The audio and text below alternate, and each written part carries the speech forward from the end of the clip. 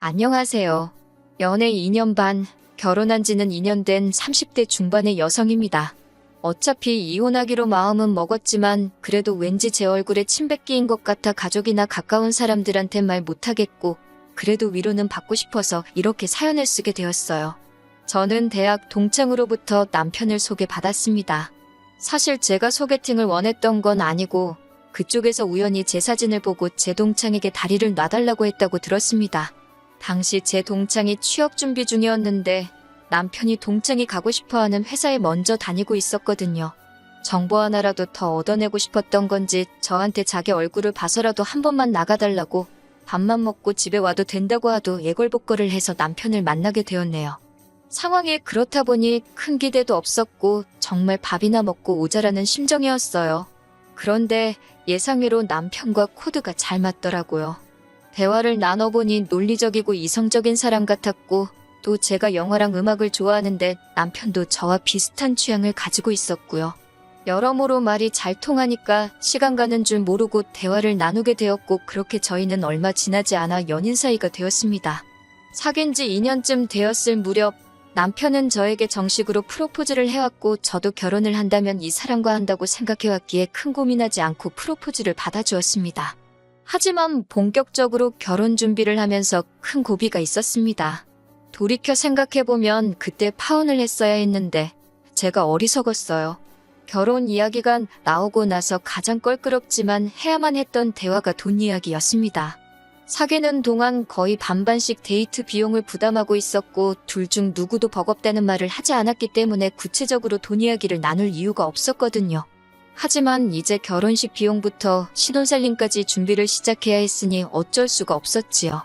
저는 지방 공무원이고 남편은 일반 사기업에 다니는 회사원입니다.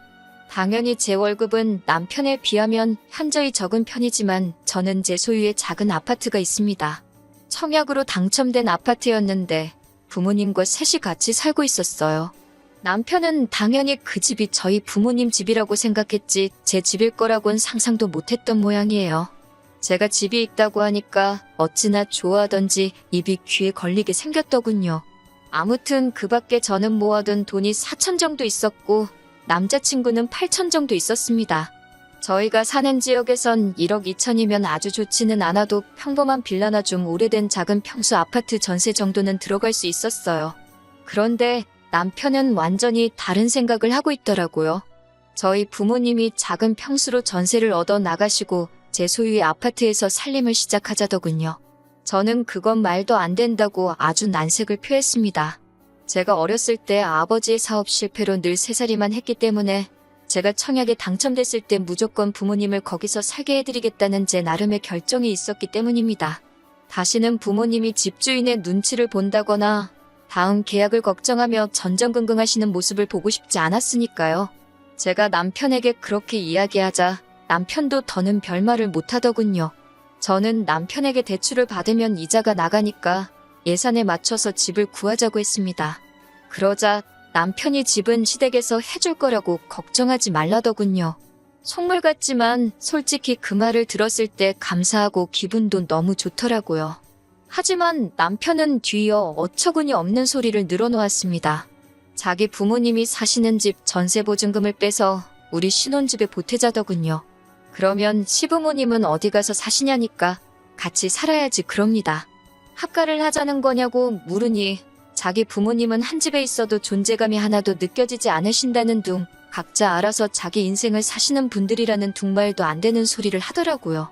제가 남편에게 훗날 시부모님이 정말 몸이 어디가 안 좋아지셔서 거동을 못 하시게 된다거나 그러면 같이 살 수도 있지만 지금 그런 게 아닌데 굳이 왜 두 집 살림을 합쳐야 하냐고 물었습니다. 그러자 남편은 자기가 맏아들인 거 모르고 사귀었냐면서 시부모님 모시고 살 생각이 없었으면 왜 진작에 말하지 않았냐고 묻더라고요. 요즘 같은 세상에 신혼부터 누가 시부모님이랑 살지도 모른다는 생각을 하냐고 제가 다시 따지고 이런 다툼이 정말 2주 정도 계속되었습니다. 결국 남편이 먼저 백기를 들었습니다. 그럼 합가는 하지 말자며 대신 나중에라도 자기 부모님한테 무슨 일이 생기면 꼭 돌봐드려야 한다는 약속을 해달라길래 그러겠다 했습니다. 그건 자식된 도리로서 당연하다고 생각했으니까요. 반대로 저희 친정부모님한테 무슨 일이라도 생기면 저 역시 남편의 도움이 필요할 테고요. 하지만 산 넘어 산이라더니 이번에는 남편이 따로 사는 대신 매달 시부모님을 경제적으로 도와드리자 했습니다. 제가 얼마를 생각하냐고 물으니 한 달에 30에서 50만 원 정도면 적당할 것 같다고요. 그동안에도 안 드리다가 갑자기 결혼하면서 드리고 싶어하는 이유가 뭐냐고 물었습니다. 그러니 장남의 도리라나요? 그런 논리라면 저도 작년이니까 친정부모님께 똑같은 액수로 챙겨드리겠다고 했습니다. 그러자 남편은 아들하고 딸하고 같냐더군요. 결국 화가 머리끝까지 난 제가 남편에게 파혼을 선언했습니다. 남편에게 헤어짐을 고하고 걸려오는 전화도 문자도 다 무시했어요. 그렇게 3일쯤 지났을 무렵 시어머니께 전화가 걸려왔습니다. 당신 아들에게 들었다면서 왜 그런 경우 없는 소리를 해서 제 마음을 아프게 한 건지 모르겠다고 미안하다 하시더군요. 적어도 어머님이나 아버님은 그런 걸 바란 적도 없고 바라지도 않는다면서 이번 한 번만 남편이 실언했다 생각하고 넘어가 주면 안 되겠냐고 다정하게 물으셨습니다. 결국 어머님의 설득에 저는 남편에게 다시 한번 기회를 주게 되었습니다. 남편 역시 저에게 사과를 했고요. 하지만 결혼식을 올리고 얼마 지나지 않아 저는 시어머니와 남편이 왜 그토록 저를 잡으려고 하셨는지 이유를 알게 되었습니다. 결혼식을 올린 지 2달 만에 시아버지께서 치매라는 걸 알게 되었거든요. 제가 어떻게 이런 사실을 숨길 수가 있냐고 화를 내니 시어머니와 남편 모두 그게 무슨 소리냐며 자기들도 몰랐다고 억울하다 했습니다. 심증은 있었지만 물증은 없었고 그 와중에 그나마 다행인 건 모르는 사람이 보면 건망증 정도로 보일 만큼 경증이었다는 거예요. 이때라도 결혼을 물렀어야지라고 하신다면 솔직히 이미 혼인신고도 한 상황이었고 주변 사람들한테 결혼하자마자 파혼했다는 소리를 참아 할 자신이 없었습니다. 사무실에 직원도 몇 명 없는데 다들 저를 어떻게 볼지 걱정도 되었고요. 어리석게도 그 와중에 알량한 자존심과 체면을 생각하느라 현명한 결정을 내리지 못한 제 잘못입니다.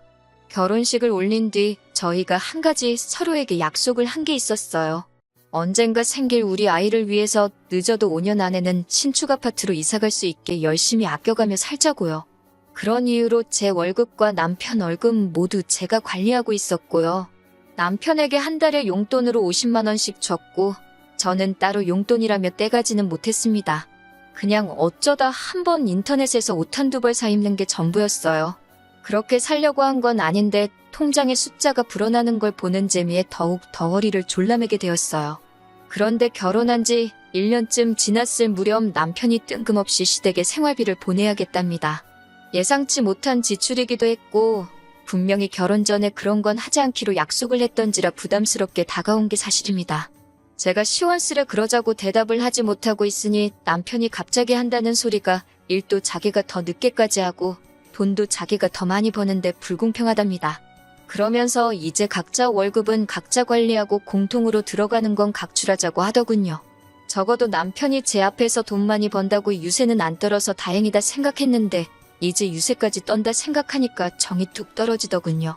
거기서 끝이 아니라 아니면 자기 퇴근 시간이랑 제 퇴근 시간이랑 2시간 정도 차이가 나니까 저보고 2시간 동안 부업이라도 하랍니다. 제가 집에서 밥하고 살림하는 건 노는 걸로 보였나 봐요. 남편이 입을 열 때마다 점점 더 화가 치밀어 올라서 그래 다 각자 관리하자 했습니다.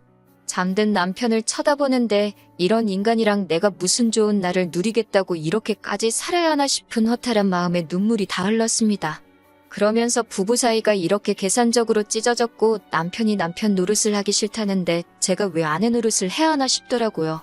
그래서 바로 다음 날 아침부터 살림에서 손을 뗐습니다. 출근 전 간단하게 아침 식사를 차려 먹고 있으니 남편이 자기 건 어딨냐고 찾더라고요. 배고프면 차려 먹으라고 하니까 저더러 어이없다면서 이게 무슨 짓이냐고 큰 소리를 내더라고요.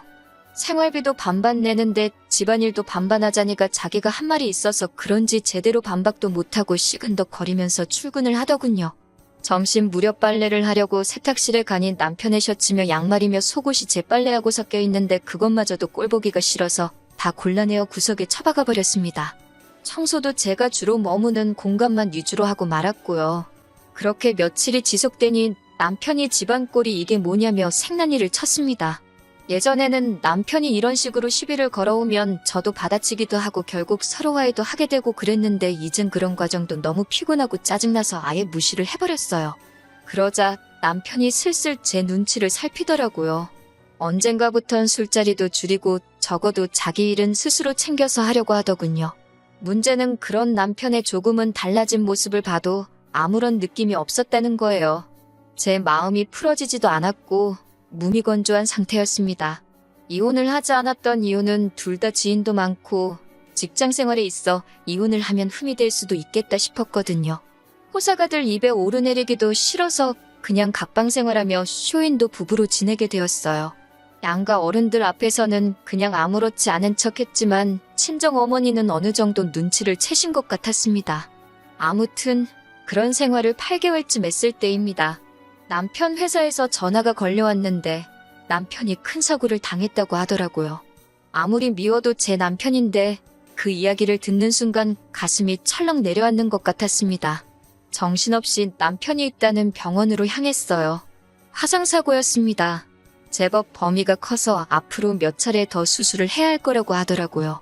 정신 못 차리고 누워있는 남편을 보고 있으니 마음이 좋지가 않았습니다. 그나마 직장에서 다친 거라 산재 처리가 될 거라고는 했지만 화상으로 인한 성형수술은 비급여가 많아서 어쩔 수 없이 어느 정도는 남편이 부담을 해야 하는 상황이었어요. 얼굴이나 목같이 보이는 부위라서 수술을 안 할 수도 없는 상황이었고요. 그래도 일전에 제가 들어뒀던 보험도 있고 해서 큰 문제는 없겠다 싶었습니다.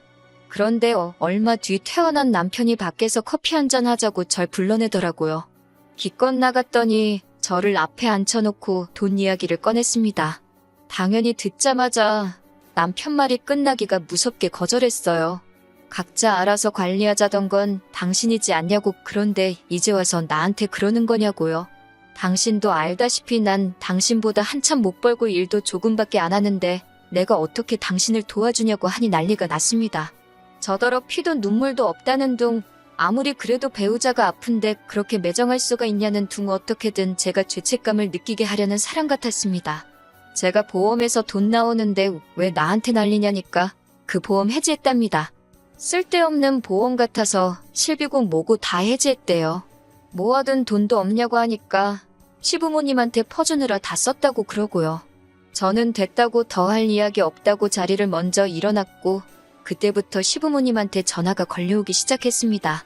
받지 않았어요. 받아봤자 전에 그러셨던 것처럼 사탕 발린 말로 절 이해해 주시는 척하면서 결국은 제 뜻을 꺾으실 분인 걸 알고 있었으니까요. 한 집에서 오며 가면 남편의 얼굴을 어쩔 수 없이 봐야만 했는데 화상 범위가 넓긴 해서 성형을 안 할 수는 없겠다 싶었습니다. 남편이 불쌍하긴 했지만 그게 어떤 느낌이었냐면 TV 같은 데서 어려운 사람들 나오잖아요. 보고 있으면 안 됐다 싶은 사람들이요. 딱 그 정도의 감정이었습니다. 하루하루 지날수록 남편에게 제가 조금도 마음이 남아있지 않다는 걸 알겠더군요. 하지만 아픈 사람을 버리자니 그건 또 제 양심에 걸려서 이러지도 저러지도 못하고 있었습니다. 그런 와중에 제가 결정을 내릴 수 있도록 도움을 주신 분이 있었으니 그건 바로 시어머니셨어요. 아무리 연락을 해도 전화를 받지 않으니 결국 저희 집으로 찾아오셨더군요. 남편 얼굴을 보고는 대성통곡을 하시더니 이게 다 저 때문이랍니다. 제가 남편 돈 쓰는 거 가지고 하도 닥달을 하니까 남편이 일을 무리해서 하다가 저런 사고를 당한 거라면서 이 일은 제 책임이니까 어떻게든 당신 아들 얼굴 원상복구 시켜놓으랍니다. 아드님께서 돈 벌어서 저를 가져다 준 줄 아시냐? 아드님은 이 집에서 숙박비 외에는 아무것도 부담한 게 없다고 했습니다. 남편 노릇이라곤 한 게 없는데 왜 저한테 이러시는 거냐고 쉬지 않고 저도 어머님 말씀을 반박해 나갔습니다. 그리고 동시에 이제 정말 남편과 헤어져야겠다 싶더라고요. 그까지 체면이 뭐라고 이혼도 못하고 이렇게 사나 싶었고 이제 앞으로 시아버지 병세까지 악화되면 시어머니와 남편이 저를 얼마나 잡들이를 해댈지 안 봐도 뻔했기에 이혼을 요구하게 되었습니다. 당연히 남편은 안 한다고 난리가 났고 저는 그럼 소송으로 갈 수밖에 없는데 그러면 변호사비 들고 수임료 떼주고 나면 당신 손에 얼마 남는 것도 없을 거라고 친절하게 알려줬습니다.